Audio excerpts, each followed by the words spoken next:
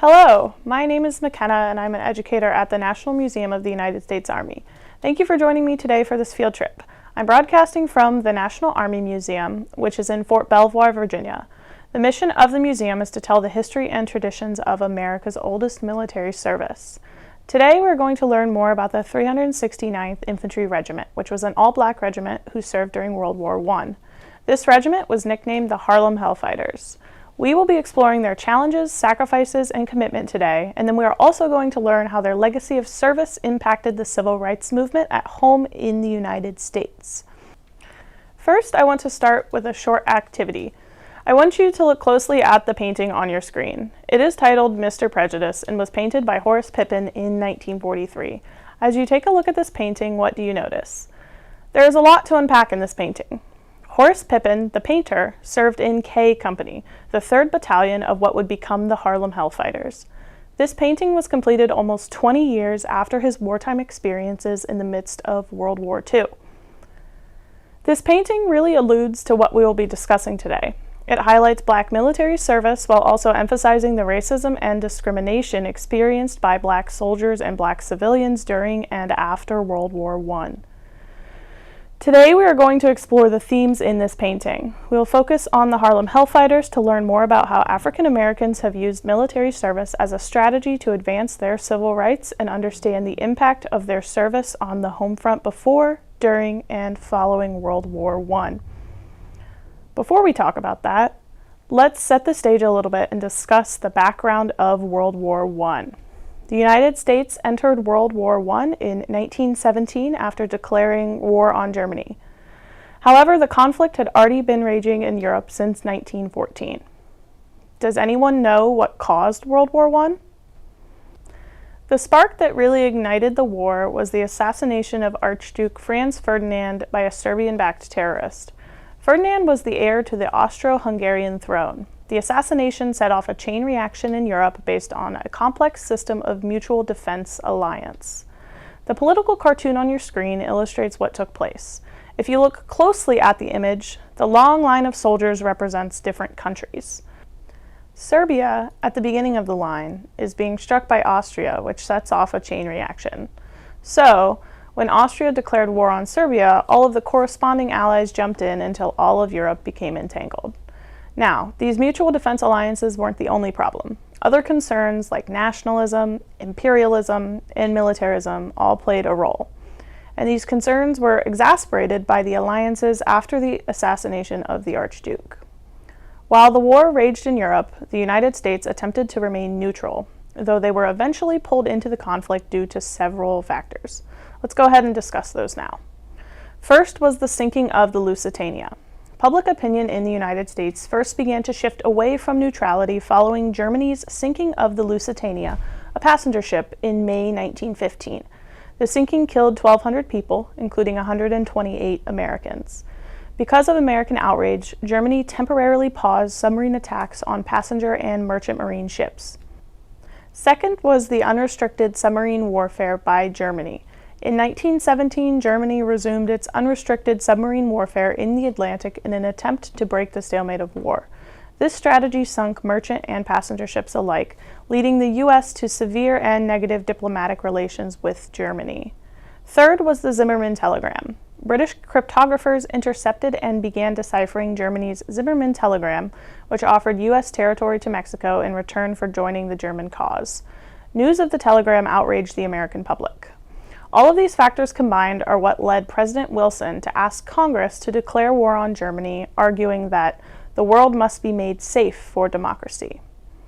As America prepared to enter World War I, racial tensions were on the rise, and that really impacted how the War Department prepared for war.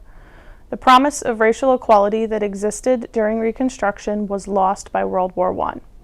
Between 1873 and 1883, the Supreme Court handed down a series of decisions that virtually nullified the promises of the 13th, 14th, and 15th Amendments.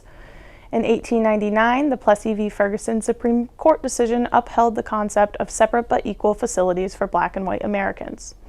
This ruling legalized segregation based on race, meaning that schools, restaurants, public transportation, and restrooms across the United States would become segregated. Formalized segregation in the United States coincided with an increase in public incidents of violence perpetrated against Black Americans. Let's talk now about two of many instances that garnered national attention to characterize the violence against Black Americans taking place across the country. The first took place in Waco, Texas in May 1916, when a young Black man, Jesse Washington, was convicted of murdering a white woman. Immediately following the verdict, Washington was seized by a crowd of spectators and then stabbed and beaten repeatedly. His body was then chained to a pole and repeatedly raised and lowered into a bonfire until he died. It was estimated that a crowd of 10,000 to 15,000 people gathered to witness this act. Photographs were taken and the story was published as far away as London, which outraged both American and international audiences. Incidents like that weren't only confined to the South. 1 year later, in July 1917, a riot erupted in East St. Louis, Missouri, sparked by unfounded rumors that a white man had been killed by a Black man. The result was 3 days of shootings, beatings, and arson targeting the Black community.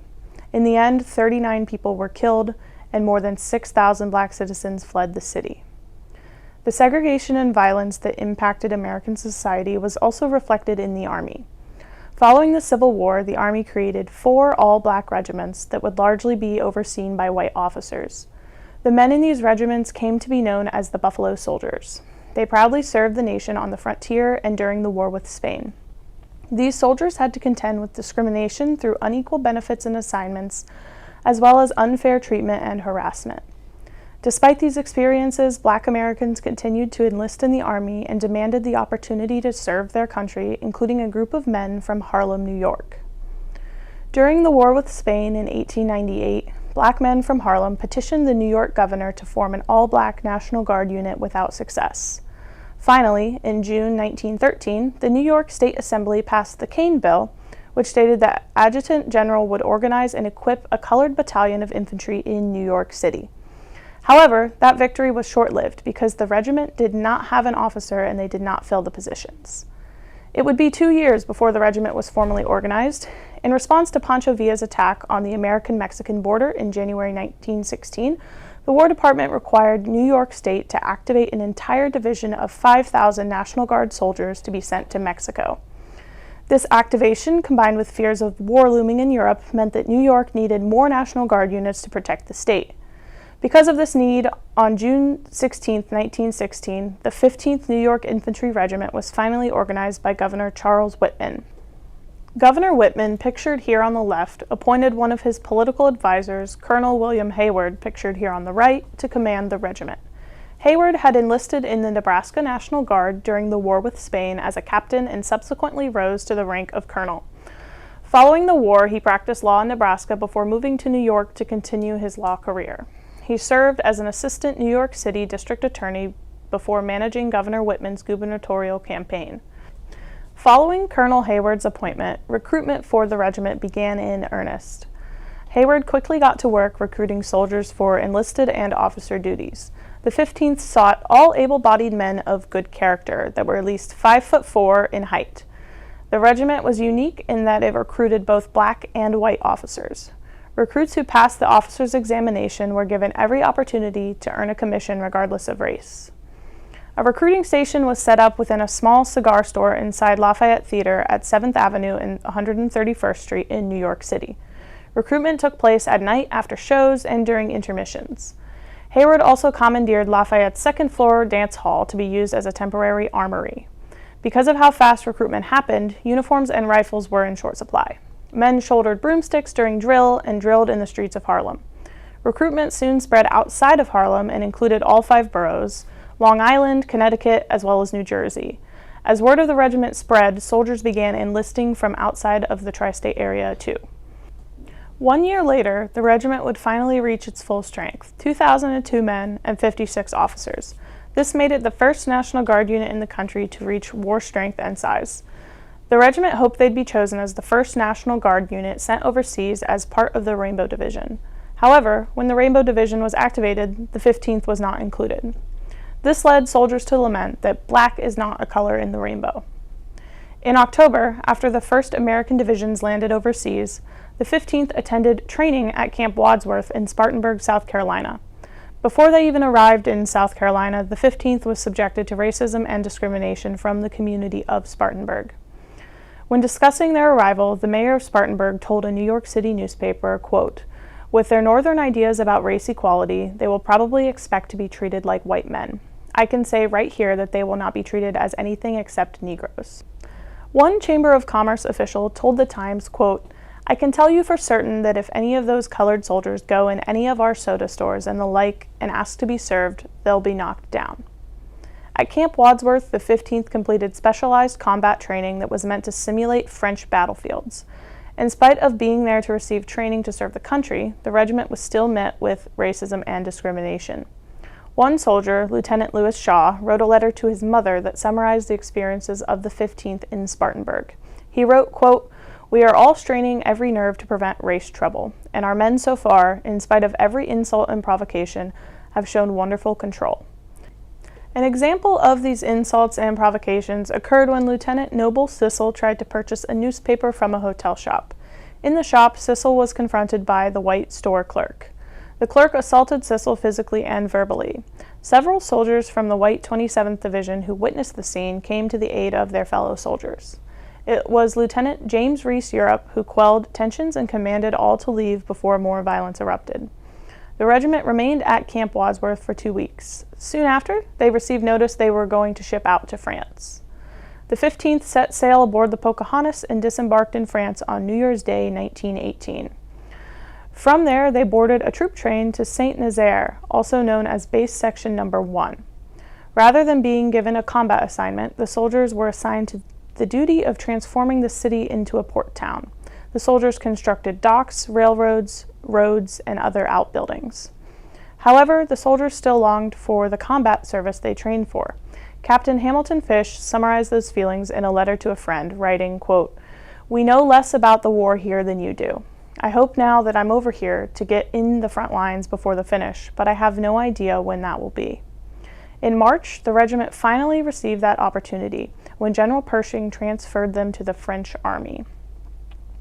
The 15th was officially transferred to the 16th Division, 8th Corps of the French 4th Army. It is then that the regiment learned that it would carry a new numerical designation, the 369th United States Infantry. The French needed combat support and immediately put the newly designated 369th through combat training and assignment on the front lines. Let's watch a quick video to see how they sort of trained. You can see that they're wearing French hats and firing French-style rifles. On April 8th, the regiment moved into position in the Afrique subsector, which was part of a 5-kilometer stretch along the Ain River near the Argonne Forest. Once they were in the trenches, they spent 191 days on the front lines, the longest tenure of any American regiment in the entire war. It is where they earned their nickname, the Hellfighters. During that time, no ground was lost and no man was taken prisoner. We could spend time going through the individual engagements the regiment participated in, but we will instead highlight individual soldiers to demonstrate the small and large displays of heroism that earned the men the nickname of the Hellfighters. The first individual I wanted to spotlight is Lieutenant James Reese Europe, who served as the 369th Regimental Band leader. The 369th Regimental Band is legendary and is sometimes credited with bringing jazz to Europe. James Reese Europe enlisted in the 15th on September 18, 1916. He grew up in Washington, D.C., moved to New York, and eventually formed the Clef Club, an organization and a choir that was a network community for black musicians. In 1912, the Clef Club earned the opportunity to bring jazz music to Carnegie Hall. 2 years later, he partnered with a dance couple, Vernon and Irene Castle, as their musician. Together, the trio traveled the country, bringing with them his distinctive musical style, a mix of ragtime and jazz. When he enlisted, Colonel Hayward charged him with establishing the regimental band. He convinced other New York musicians, including his longtime friend, Noble Sissel, who would become drum major, to enlist. The pair traveled as far as Puerto Rico to recruit musicians to enlist and join the regimental band. They also convinced Hayward to increase the size of the band from 28 pieces to 44 and also provide monetary incentives to musicians who enlisted. When the 369th landed in France, the band played the French national anthem, the Marseillaise, as they disembarked. Many French citizens didn't recognize their own anthem because they were unfamiliar with the syncopated rhythms the band performed. Although American jazz had been performed in Paris prior to the war, the music was confined to upscale clubs and restaurants. This marked the first time that working-class individuals were exposed to the music. The band's popularity meant that they would be asked to play in the American Leave area for soldiers of the AEF and in Paris too. Europe and his musicians entertained thousands of soldiers in camps and hospitals. They also performed for high-ranking military and civilian officials and for citizens across France. After Germany surrendered, the Hellfighters band became popular, performing throughout the continent. Let's watch a quick clip of the band now. While he was a musician, he also was a soldier. Trained to command a machine gun company, Europe learned to fire French machine guns and became the first American officer and first African American to lead troops in battle during the war. Europe was gassed while leading a daring nighttime raid against the Germans. While he was recuperating in a French hospital, he penned the song "One Patrol in No Man's Land." The next soldier I wanted to highlight is Sergeant Henry Johnson. Johnson was born in North Carolina, but moved to Albany, New York, where he worked as a chauffeur, soda mixer, laborer, and porter at Albany's Union Station. The 5'4", 130-pound Johnson enlisted in the Army on June 5, 1917. On the night of May 14, 1918, Johnson and his comrade, Private Needham Roberts, were stationed at a remote listening post about 50 to 60 yards out in no man's land. They were given the duty of being the eyes and ears of the battalion, to alert the men back in the main trench of any suspicious activity. The sound of wire cutters that night alerted them to the enemy's presence. Johnson threw grenades at the attacking enemy and they returned fire. Shrapnel from enemy grenades wounded Roberts. Despite that, Johnson returned fire until he ran out of ammunition. He engaged the enemy in hand-to-hand combat using his rifle like a club.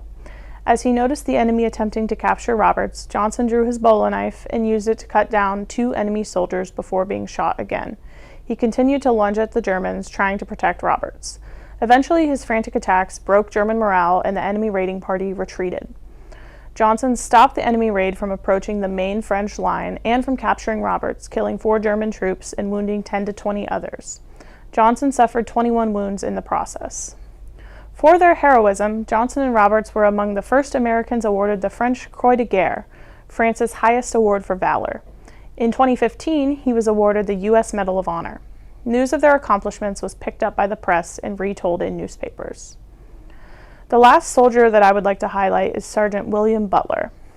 Butler was 27 years old and a native of Salisbury, Maryland, who had enlisted in 1916.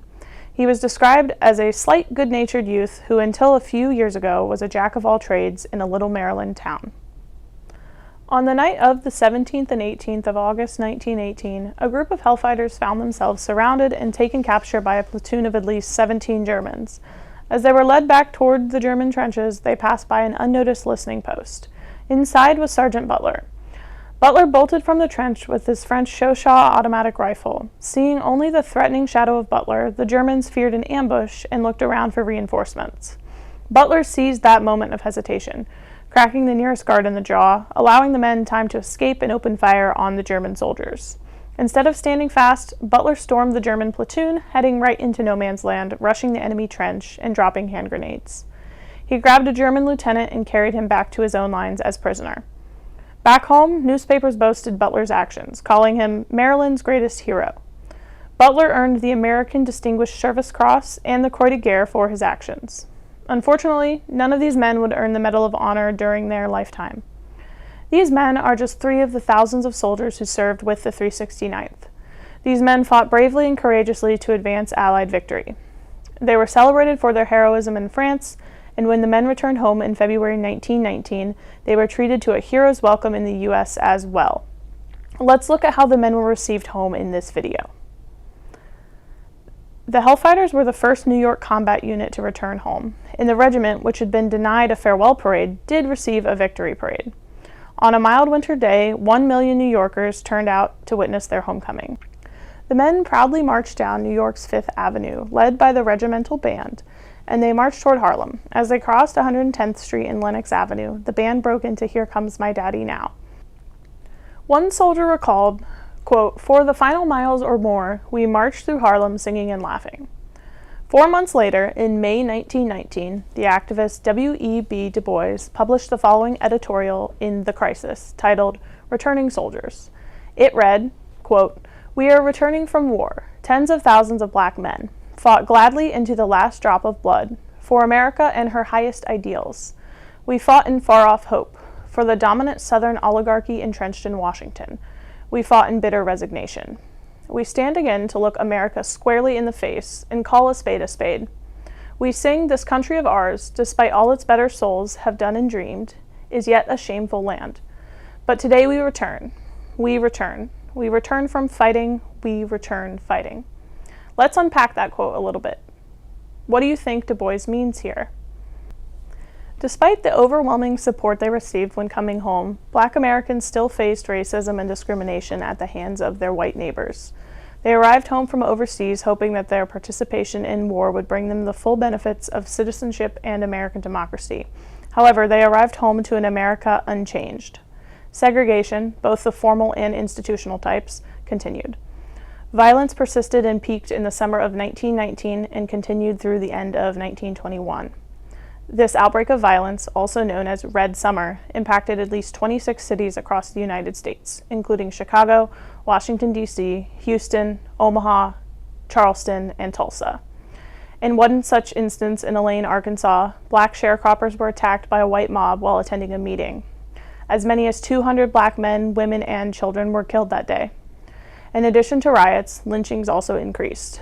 Countless black Americans were assaulted and at least 13 black veterans were lynched during the clashes of Red Summer. Membership in the Ku Klux Klan had also skyrocketed to millions by the early 1920s. World War I marked a turning point for black Americans. Their wartime experiences made returning soldiers outspoken against racial discrimination, inequality, and violence. In the words of W.E.B. Du Bois, they came back fighting. In the face of increased discrimination and violence, a new movement emerged, known as, quote, the New Negro Movement. This time period saw black Americans assert new racial attitudes, ideals, and cultural expression. The movement was characterized in many ways, including the Harlem Renaissance, which gained popularity at the end of 1919. During this time period, artists, writers, and musicians in black communities expressed themselves in new ways that embraced an African past, racial pride, and artistic and political freedom. This creative movement in music, visual arts, theater, and literature found full expression in Harlem, Chicago, D.C., and other cities nationwide. It was a tangible form of racial uplift. Entertainers like Josephine Baker, U.B. Blake, who was a Hellfighter, and Paul Robeson, as well as poets like Langston Hughes, emerged during this time. The New Negro Movement was also channeled in the fight for civil rights. Following the war, membership in the newly formed National Association for the Advancement of Colored People, or the NAACP, skyrocketed. This demonstrated a renewed commitment and energy to expanding racial equality. The photograph on your screen is another such example.